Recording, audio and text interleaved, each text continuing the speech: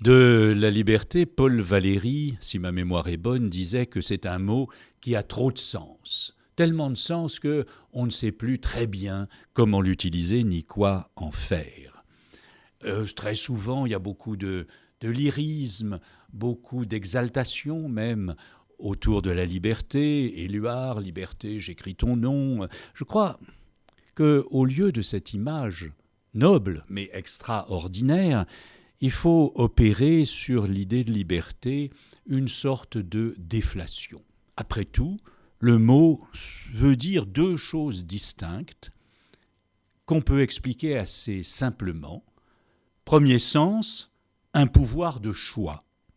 Je dis oui ou je dis non, et ma décision provient de mon libre arbitre. Alors on peut discuter à l'infini, et les philosophes l'ont fait, évidemment je ne vais pas entrer dans cette discussion, pour savoir si le libre arbitre existe ou n'existe pas, si ce qui me fait choisir, alors que je crois que c'est ma liberté, n'est pas finalement des causes cachées qui agissent en moi et que j'ignore. Finalement, comme le dirait Spinoza, c'est l'ignorance des causes qui me détermine, qui me ferait croire que je suis libre. En tout cas, voilà un premier sens. Le deuxième, il est très différent. C'est une puissance d'action. C'est un droit d'agir. J'ai ou je n'ai pas, parmi des libertés, celle de m'exprimer ou de me déplacer ou de pouvoir avoir des convictions religieuses ou de n'en avoir pas ou de changer de religion. Et ces libertés au pluriel, qui sont des libertés d'action, des droits d'agir, sont évidemment très distinctes de la liberté de choix et du libre arbitre. On peut tout à fait imaginer que mes convictions religieuses ou politiques sont déterminées, et ça ne m'empêche pas d'avoir ou de n'avoir pas le droit de les exercer.